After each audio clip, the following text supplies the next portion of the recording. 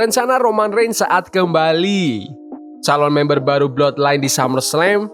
The Bloodline menjadi juara tag team WWE yang baru. Dan masih banyak lagi. Selamat datang di Extra News, di mana kita akan bahas berita-berita terkini tentang WWE. Sebelum kita lanjut, aku pengen kalian like dan share video ini ke teman-teman kalian yang suka WWE. Dan jangan lupa subscribe, soalnya channel ini upload video setiap hari. Rencana Roman Reigns saat kembali. Mungkin tampak jelas bagi WWE untuk memasukkan Roman Reigns ke dalam alur cerita The Bloodline saat Roman kembali. Dan mungkin itu akan terjadi di SummerSlam. Meski begitu, ada kabar bahwa WWE sekarang secara resmi mengetahui apa yang ingin mereka lakukan dalam hal arahan kreatif untuk karakter Roman Reigns. Menurut laporan terbaru, mereka menulis, dengan kembalinya Roman Reigns yang akan datang, sumber menyatakan salah satu ide yang akan dibahas fokus pada Roman Reigns yang mengklaim sebagai The Original Tribal Chief sebagai tanggapan atas pernyataan Solo Sikoa beberapa bulan terakhir. Selama berminggu-minggu, Solo Sikoa telah mengklaim gelar sang Tribal Chief dan menantang Roman Reigns untuk kembali dan merebut tahta itu darinya. Ini adalah alur cerita yang diharapkan akan menjadi alur utama SmackDown selama beberapa minggu ke depan jika Roman Reigns kembali di SummerSlam. Roman telah absen sejak WrestleMania 40, tetapi alur ceritanya menyatakan bahwa Roman belum pensiun atau semacamnya. Roman hanya mengamati dan menunggu, mendengarkan semua yang dikatakan Solo Sikoa dan kelompok baru yang telah Solo bangun. Meskipun Paul Heyman mungkin tidak akan hadir di SummerSlam, harapannya adalah Paul Heyman tetap akan menemani Roman saat Roman resmi kembali. Dan Jimmy Uso mungkin juga akan bergabung ke dalam The Bloodline versi Roman Reigns. Jey Uso untuk saat ini tidak diharapkan untuk bergabung dengan grup tersebut, tetapi dengan sedikit yang terjadi dengan Jey di Raw dan mengingat popularitasnya yang luar biasa, WWE mungkin akan berpikir dua kali dan dapat mempertimbangkan untuk mengundang Jey Uso untuk membantu Roman Reigns. Jika WWE ingin The Original Bloodline itu berhasil, mereka harus memilah-milah posisi Jey Uso di Raw, karena semua anggota Bloodline itu anggota roster SmackDown. Semua ini dapat berujung ke pertandingan di Survivor Series. Triple H baru saja mengonfirmasi bahwa acara tersebut akan berlangsung di Vancouver, Kanada, dan akan menjadi ajang pertandingan War Games. Penting untuk mempertimbangkan di mana The Rock akan cocok dengan semua ini. The Rock masih diharapkan menjadi bagian utama dari alur cerita, berpotensi akan bertarung habis-habisan dengan Roman Reigns di WrestleMania 41. Menurut kalian, apakah Roman Reigns akan kembali untuk menolong atau menghajar Solo Sikoa? Komen di bawah. Calon member baru Bloodline di SummerSlam. Acara premium SummerSlam akhir pekan ini dapat menjadi saksi debut anggota keluarga Anoa'i lainnya di The Bloodline. Zilla Fatu, putra mendiang Umaga, mengunggah foto dirinya di Instagram dengan lokasi yang menunjukkan bahwa ia sedang berada di Cleveland, Ohio, kota tempat SummerSlam akan diadakan pada hari Sabtu.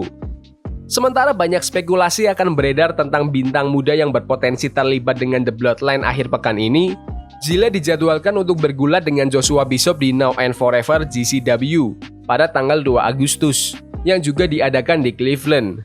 Bintang muda tersebut juga diiklankan akan bergulat di acara Cannot Trust You GCW pada tanggal 4 Agustus melawan Matt Tremont. Zilla Fatu mulai berlatih menjadi pegulat profesional pada tahun 2022 di sekolah Reality of Wrestling yang didirikan oleh Booker T dan memulai debutnya dalam promosi tersebut pada bulan Juli, memenangkan pertandingan debutnya. Selain tampil di Reality of Wrestling, Zilla telah bergulat beberapa kali di GCW. Ia juga baru-baru ini memenangkan gelar gulat profesional pertamanya ketika ia mengalahkan Carlos Ramirez untuk menjadi juara Crown Jewel House of Glory. Jika Zilla Fatu akan memulai debutnya di WWE di SummerSlam, ia kemungkinan akan ikut campur dalam pertandingan antara Solo Sikoa dari The Bloodline dan juara Undisputed WWE saat ini Cody Rhodes. Sejarah The Bloodline telah melihat banyak penampilan dan penambahan anggota yang mengejutkan, dengan yang terbaru yaitu Jacob Fatu, Tonga Loa, dan Tama Tonga. Menurut kalian, apakah akan ada anggota baru Bloodline yang muncul di SummerSlam besok? Komen di bawah.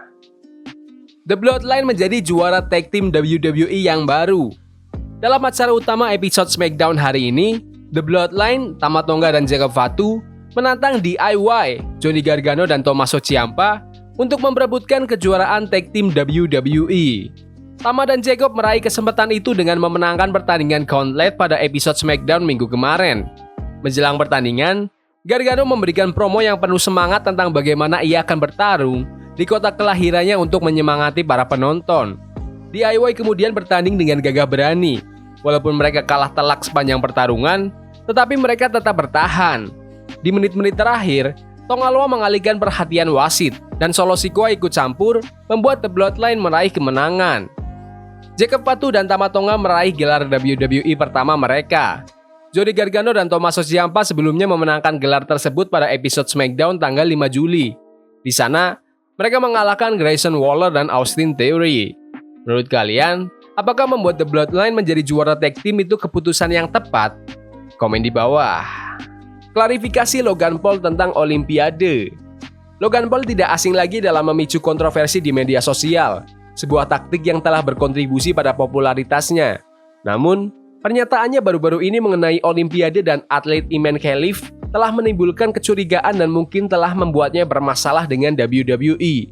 Dalam sebuah unggahan yang telah dihapus, Logan menyebut partisipasi Khelif sebagai bentuk kejahatan paling murni, dengan alasan bahwa seorang pria diizinkan untuk memukuli seorang wanita di panggung global. Komentar ini berasal dari perdebatan sengit mengenai status biologis Khelif, karena petinju itu lahir sebagai perempuan, tetapi telah menghadapi pengawasan ketat atas kromosom XY-nya. Menyusul reaksi keras tersebut, Logan mengeluarkan pernyataan terbaru tentang pendiriannya, mengakui misinformasi dalam komentar sebelumnya. Ia menulis, "Upsis, saya mungkin bersalah karena menyebarkan misinformasi di aplikasi ini. Meskipun sebelumnya Khelif didiskualifikasi karena gagal dalam tes gender dan memiliki kromosom XY, beberapa sumber mengatakan Iman Khelif terlahir sebagai wanita biologis. Saya tetap pada pendapat saya bahwa pria biologis tidak boleh bertanding melawan wanita biologis dalam olahraga apapun, dan jika Anda tidak setuju, Anda benar-benar brengsek." Meskipun Logan bukan satu-satunya yang membuat pernyataan seperti itu, ia mendapat banyak kecaman dari para netizen. Banyak di antara mereka yang mulai bertanya-tanya bagaimana hal ini akan memengaruhi posisinya di WWE. Satu laporan menyatakan, tim humas WWE menghubungi Logan Paul sore ini untuk membicarakan tentang postingan yang dipublikasikannya hari ini. Logan menanggapi panggilan tersebut dengan mengeluh dan berteriak. Logan pun mengomentari laporan berita itu dengan, "Itu bohong." Tidak diragukan lagi, pernyataan Logan yang provokatif telah menarik perhatian yang signifikan, yang mengarah pada spekulasi bahwa tim humas WWE telah menghubunginya untuk menanggapi komentarnya. Laporan menunjukkan bahwa Logan bereaksi buruk terhadap peringatan tersebut. Tetapi Logan bisa saja mengatakan bahwa ia menerima teguran dan meminta maaf meskipun tahu bahwa ia mungkin telah menempatkan WWE dalam posisi yang sulit.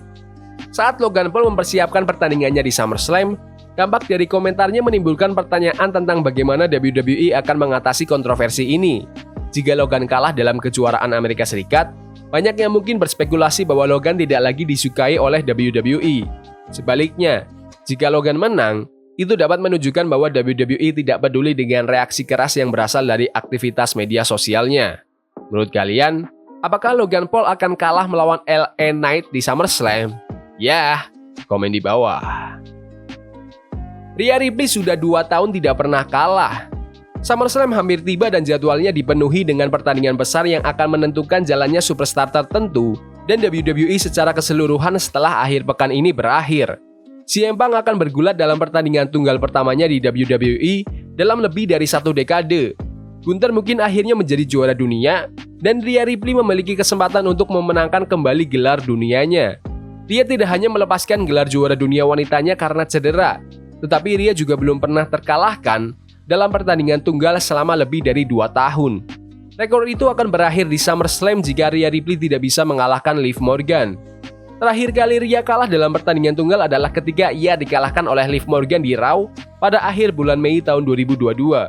Bagaimanapun, sudah lama sejak terakhir kali Rhea Ripley kalah 1 lawan 1. Menurut kalian, apakah Rhea Ripley akan berhasil kalahkan Liv Morgan di SummerSlam? Komen di bawah. Gunther konfrontasi Damian Priest. Hari ini, percikan api muncul ketika Gunther berhadapan dengan Damian Priest selama live shows-nya, membuat pertandingan mereka di SummerSlam semakin menegangkan. Konfrontasi itu meningkat dengan cepat, dengan Gunther menyela segmen Damian dan melontarkan hinaan kasar. "Aku akan mengalahkanmu di SummerSlam, sampah jalanan." Damian Priest yang dikenal dengan sikapnya yang berapi-api, tidak menahan diri. Ia menerima hinaan itu dan membalas, Anda hanya berdiri di balkon. Kenapa Anda tidak turun ke sini saja?" Kemarahannya menimbulkan respon baik dari penonton yang datang untuk menonton pertunjukannya, termasuk Rhea Ripley dan Dominic Mysterio. Perdebatan sengit itu tidak berakhir di situ. Damien melanjutkan omelannya yang penuh umpatan, membalas hinaan Gunther. "Kau adalah contoh manusia sampah, dan besok di SummerSlam, aku akan menghajarmu di depan mata dunia. Ketika itu terjadi, kaulah yang akan bertanya-tanya, apa yang harus kulakukan sekarang karena aku seorang pecundang?" Meskipun pertikaian mereka di Raw efektif, ini mungkin merupakan upaya terbaik mereka untuk membangun rasa ketertarikan untuk pertandingan ini. Pertemuan yang eksplosif itu hanya meningkatkan antisipasi untuk bentrokan mereka di SummerSlam, dan pengguna di media sosial sama sekali tidak yakin kemana arah pertandingan ini. Gunther telah memainkan peran yang sempurna, tetapi Damien mulai menemukan ritmenya sebagai sang juara. Para penggemar sangat menantikan untuk melihat apakah Damien dapat mendukung kata-katanya yang berani dan mengalahkan Gunther, atau apakah Gunther akan membuktikan dominasinya dan membungkam Damien untuk selamanya. Menurut kalian, apakah Gunther akan menjadi juara dunia di SummerSlam atau Damien akan pertahankan gelarnya? Komen di bawah. Ya udah gitu aja video berita hari ini. Jangan lupa like dan subscribe ke channel ini karena aku pengen 5.000 subscriber di bulan ini. Tolong bantu. Yes boy, see you. Forbidden fire on Nico, burning for love.